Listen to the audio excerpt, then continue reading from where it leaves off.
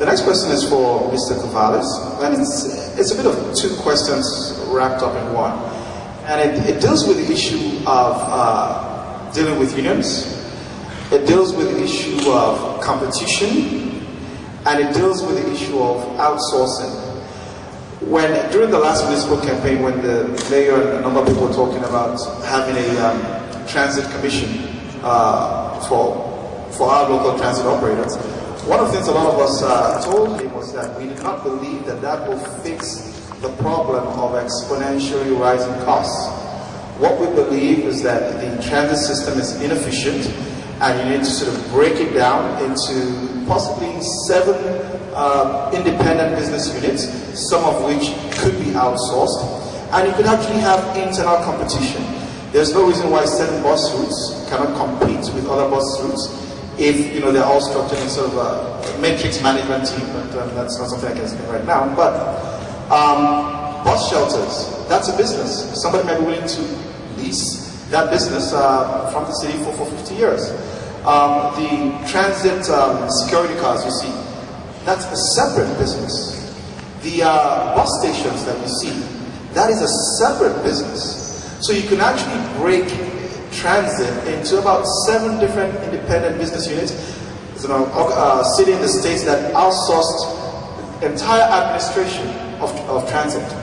So there's a lot of bold ideas by which to achieve savings, and again linking the 3 issues we mentioned: outsourcing, competition, and unions.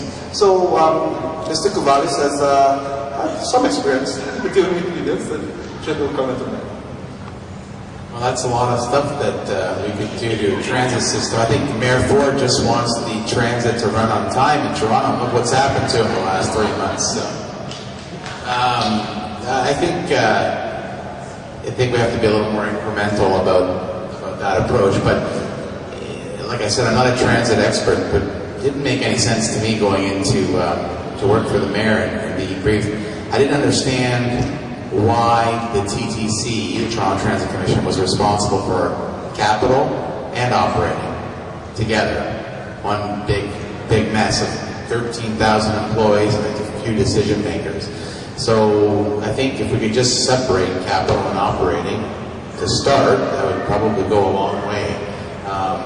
Another thing, the transit mess that started in Toronto 3 months ago for the mayor was because Metrolinx did a little trial balloon on December the 1st at the Toronto Star. They indicated through their CEO that they were considering this new project that was coming up. This new project that was coming up, the Eglinton Underground LRT. They were considering that they would go to RFP for a private design and private build. That made the unions go insane in Toronto. And that's the problem, right? They're the problem, especially Toronto. In Vancouver, we have SNC-Lavalin who did design, build, and they're operating a line. 9 kilometers of that line is underground. It is an LRT, believe it or not, an LRT can go underground. It does it in Vancouver. They're operating it for 35 years, and it's a lot cheaper than what Toronto Transit Commission is able to do for their folks. To your point about competition, certainly we looked at, in transition, we looked at having some bus routes compete with other bus routes. Unfortunately, they'll never fly in council. And I think we're going to talk about why that won't fly in council, because of the special interest and the vested interest at City Hall. It's a fully funded machine, right? You think working families spending $3, $4, $6 million to run a campaign against anybody that opposes Dalton McGuinty's consistent increases to salaries for union employees. You think that's bad? You should come to Toronto. There's 10 working family groups down there. They're all well funded. They all have their vested interests. So we need to be incremental. We need to be smart about how we approach some of these things. And certainly we need to keep the taxpayers on side. I think that's some of the problems that Mayor Ford's run into over the last 3 months. He hasn't been able to keep councillors on side on some of these issues. Thank you. The last question, before we go to questions from the audience, is again for Mr. Kouvalis. If you could take a couple of minutes to summarize the bumping issue and the whole waste management, the bumping issue and the whole waste management file. Okay, so Mayor Ford, candidate Ford in his campaign ran on a platform of outsourcing garbage. So the larger argument is, what's a core service and what's not a core service? What is a need? What is a want? And that's what the KPMG study tried to sort out. Unfortunately, in municipal politics, the sausage is made out in the open in the public, and your opponents are able to organize against you and prepare to organize against you at any time because everything is public. In Toronto, believe it or not, there's a law. I'm straying a little bit, but I'll get back to the garbage. There's a law that says that you can't even meet with your executive meeting in private. So think about that. A prime minister or premier who has a cabinet, or she has a cabinet, cannot meet with his cabinet or her cabinet in private to talk about anything related to making any decisions with the city. So how we did it in Toronto was, there was 13 members of the cabinet with the mayor. I would hold the meetings, six people in the mayor's boardroom with me chairing the meeting, and then for an hour, and then the other six would come in an hour later. That's how we tried to work this. Honest to God, this is how we tried to do some planning. This is what the left has done in Toronto. It's out of control. You can't let it happen to Ottawa, right? Ottawa can still be saved. I'm not sure about Toronto, but in Toronto it's pretty bad. So on the garbage file, so here, Toronto unions, garbage unions, outside workers, 416 QB, has a job for life clause, or had a job for life clause that covered all their employees under that collective agreement. And what that meant was, if we wanted to outsource 500 outside workers who collect garbage, we'd have to keep those outside workers at the corporation and find a job that paid them the same rate or higher, and we couldn't lay them off. So, separate from the current contract settlement with 416, at the time, we wanted to outsource garbage. Now, in Toronto, if you think of Toronto as four parts, you think of Etobicoke, it's about 25, maybe 20% of the city, and it's the western side of the city. And then Young Road or Young Avenue splits the city right down the middle. So what we decided to do was we talked to staff, the bureaucrats, and because of this job for life contract or clause in the agreement, we can't get rid of all these folks. What staff recommended, and staff in Toronto was pretty good. They had some good recommendations. What they recommended was let's take everyone from Etobicoke towards Young. It's about 350. Garbage collectors. They're all temporary workers, so they're not covered under this specific collective bargaining agreement.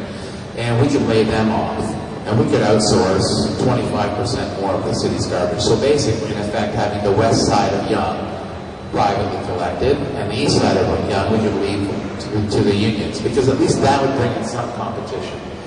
So I met with the president of the union at the time, and I gave him the option. I told him we were going to outsource the entire city and probably not go for the throat in the contract negotiations and end up having a huge fight and probably laying those people off. Or we could outsource 25% of the city and lay off these temporary workers and then spend the next 3 months over the next 3 years comparing and letting the city know what it costs for one side or the other. And I asked him to pick. And he picked. And so he said, there you go. Who says we can't work together? So he picked, and we outsourced a quarter of the city. And that's the first step.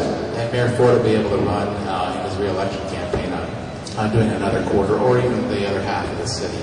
So it can be done. The 416 contract has now been settled, ratified, and we got some good things back for the taxpayers. So now you have to have 15 years seniority to be under that job for life provision. So that's going to give management, both staff and political management, the opportunity to maybe outsource some other services that aren't core, police, fire, ambulance, those kinds of things, transit. Thank you very much, Mr. Kouvalis.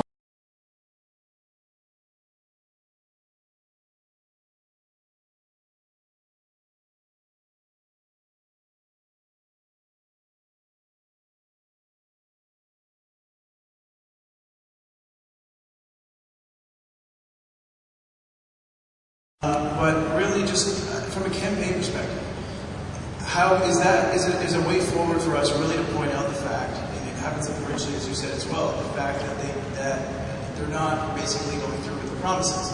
I mean, on the federal level, Stephen Harper has done so. He's doing exactly what he promised to make, and promised kept every single time, and that's working out. So do you think that that's really a way forward, really from a campaign perspective? Sometimes we make promises we can't keep, but for the most part, I think that's the way to go. But the truth is, right, and I'll talk about this some more tomorrow at the Manning Center, there's, I guess where I'm going with this is, sometimes people run campaigns and give advice when they're not quite sure what they're talking about. Other times, people become senior staff to politicians and they don't know what they're talking about. And it's the truth. It happens. And sometimes people run for politics without doing good research. That's probably one of the big ones. So what can the Manning Center, or organizations like this, the Manning Center especially, though, do? They can take good campaigners and then give them some training and policy. They can take young, bright staffers and look after their career progression and try to keep them in the family longer before they go get a big job paying a lot of money in the private sector. And maybe then that person can stick around and be a chief of staff or help a mayor transition into running a government of 52,000 employees. And probably take these candidates and give them a lot more training about what they're getting themselves into before they decide to become a politician and the research that they have to do around what they believe in. It's easy to say subways over streetcars. That's an easy gimmick, but you got to get it through council. So to your question about people, keeping their promises out in Scarborough, yeah, a lot of the Scarborough councillors got elected on that, right? And they're not keeping their promises now. They have their reasons and their justifications. A lot of them are, it's the right word, crap. I guess crap's the right word. Because it's all about feeding their own egos and sticking into the forwards or what have you. But at the end of the day, yeah, we should be running on things that we believe that we can do. We should be getting elected to do those things. And sometimes things happen where we can't do those things or something is not what we thought it was. But it's incumbent upon organizations like this, and now that I've gone through it, spend the rest of my life whenever I can to help younger people get the skill sets that they need so that when they go into these jobs, they can actually give good advice to the people that need